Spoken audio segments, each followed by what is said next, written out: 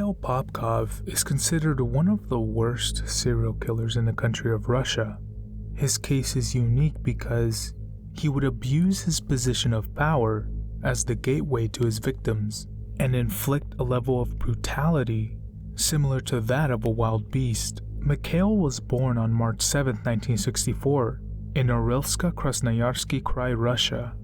He claimed that growing up, his mother was an alcoholic and incessantly abused him, and that his depravity is directly linked to the events of abuse in childhood, though not much else is known about his early life. Presumably, Mikhail would go on and finish high school because he would eventually become a police officer, which is where he met a woman named Elena, who he married and had one child with, a daughter named Ekaterina. After a long career on the force, he would later go on to work as a security guard for the Anarsk Oil and Chemical Company. It seemed that with every job Mikhail undertook, he would be in a position of enormous responsibility, a responsibility to serve and protect. So, what could go wrong? Well, on the surface, he would be described as the perfect husband and father, someone who would do no harm. But like most of these cases go, there was more to Mikhail than he would let on. You see, Mikhail lived a secret life. He was driven by a secret agenda that to him was a service no one else could deliver on but himself. Mikhail would go on to begin his killing spree in the year 1992 when he was just 28 years old, which would continue until the year 2000 when he turned 36 years old. He would be active for 8 years and then go on to evade arrest for at least a decade after it's presumed he stopped killing, meaning that no one would pin the murders on him due to just how meticulous he was, and an unfortunate turn of events that to Mikhail was a godsend. Mikhail would search for his prey inside of bars or outside of house parties. His main target? Women who were drunk after a night out. He would introduce himself as a cop in uniform, and to some degree, Mikhail was charming enough to earn the trust of his victims. But the biggest factor in how many victims he killed is associated with the fact that he was in a position of serving and protecting. Who would suspect that a police officer would do anything other than protect you from danger? These are some of the simple horrors of life. Things aren't always what they seem. From the bars he would visit, Mikhail would go on to give these drunk women rides in his police vehicle. Unfortunately, instead of taking them home, Mikhail would have other intentions in mind. He would proceed to drive his victims into the woods, and once in a secluded area, he would attack. Mikhail would become infamous for the degree of brutality he inflicted on his victims. Utilizing hatchets, ice picks, screwdrivers, and knives, it's reported he would stab his victims upwards of 170 times. Apparently, even going as far as using a baseball bat to beat his victims in some instances.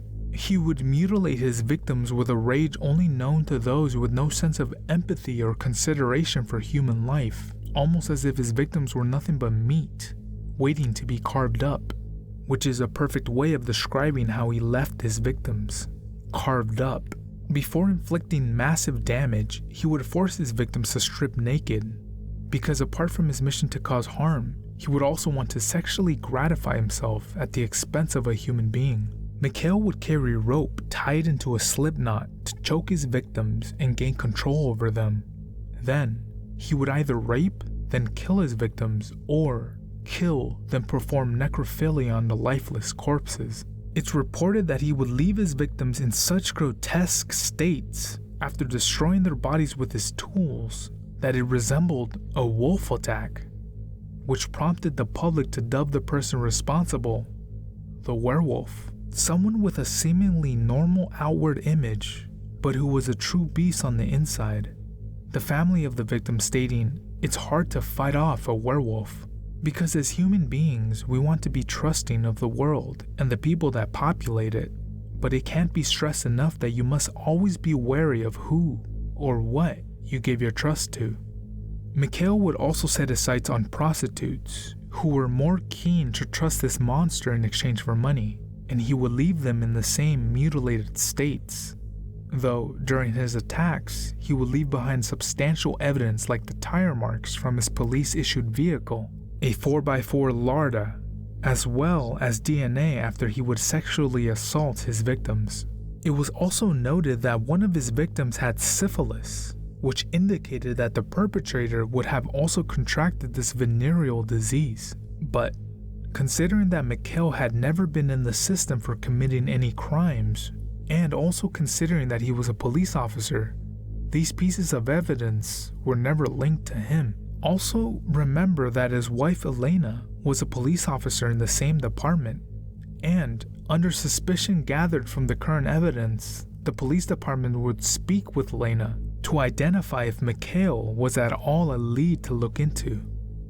Of course, Elena knew nothing about her husband's second life, and even went as far as creating an alibi for Mikhail that halted any suspicion or DNA tests awaiting him. There was even one instance when one of his victims, Svetlana M., above all odds, survived this vicious attack, and would be found in the early morning after she was kidnapped and left for dead. Once taken to the hospital, she would lay unconscious for about a month, recovering from the horrific events of her kidnapping. When Svetlana finally awoke, she would relay all the information she knew to the police. Svetlana would describe her attacker in great detail, confirming that he was a police officer driving an off-road vehicle. She was even shown a picture of Mikhail and his police-issued 4x4 Larda, which she confirmed with great certainty as her attacker. There had been no way Mikhail could escape this substantial evidence. This had to be the end of the werewolf, right? I mean, we had a survivor who was confirming him as the vile beast that attacked her. Well, in a sick, twisted turn of events, Elena would again create an alibi for her husband and refute Svetlana's claims, which prompted the police to just archive the case without any further investigation. Mikhail would become even more careful after this close encounter with being caught, and his rampage would only worsen. There was an instance where a body fitting Mikhail's MO was found with her head cut off, which was curious because it branched away from the typical state he'd leave his victims in, and one can only imagine what this monster had going through his mind to drive him to brutalize a body to such an extent. Another one-off instance was when a body was discovered with her heart ripped out. I mean, for what reason? We may never know.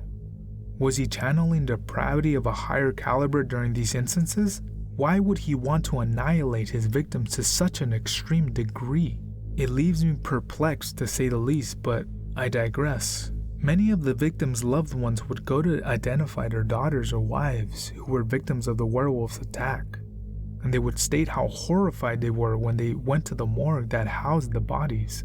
They couldn't believe how mutilated they were and became sick after seeing the aftermath. Truly a horrible outcome all around.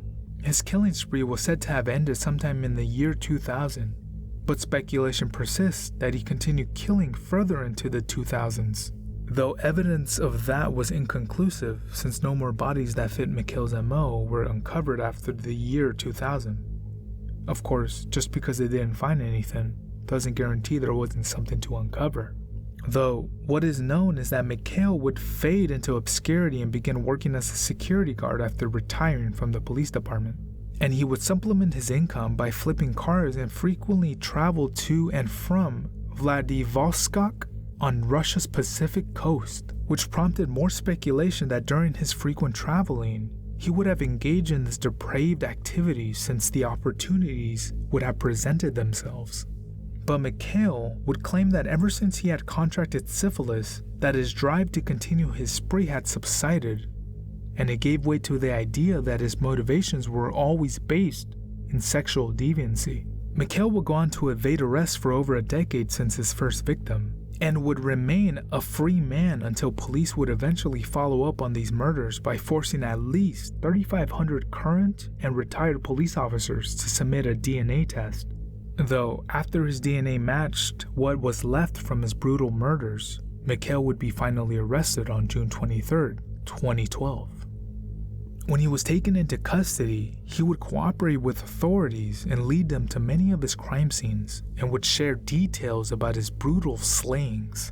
And it was noted that while he retold the events of his killing spree, Mikhail was smiling all throughout.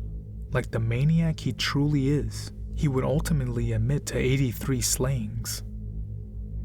According to Mikhail, his motive for killing would be linked to a sick desire to cleanse the world of immoral women, and it's speculated that the women he targeted had a strong resemblance to his alcoholic mother. Another motive claimed was that Mikhail had suspicion that his wife was cheating on him, and this drove him to take revenge on women. Whatever his reasoning, there was zero justification for the aftermath of his vile actions. So, on January 2015, he was sentenced to life for 22 murders. Because at first, Mikhail would only admit to those 22, though it wasn't until December 10th, 2018, he would admit to another 59 slayings, bringing his total up to 81 plus victims during the course of his active killing spree. Mikhail, the Werewolf Popkov, was a sick beast in sheep's clothing that decided to wreak havoc on the lives of countless victims and families. Blaming it on the way he was brought up or any other motive was only an excuse to justify his actions to himself. And it was this thought process that drove him to act out his depraved insanity. In any case, thanks again for tuning in. I appreciate every one of you. If you enjoy the content, please leave a comment, a like, and subscribe, as I'll be posting videos weekly so you can have something interesting to listen to. With that being said, take care and until next time.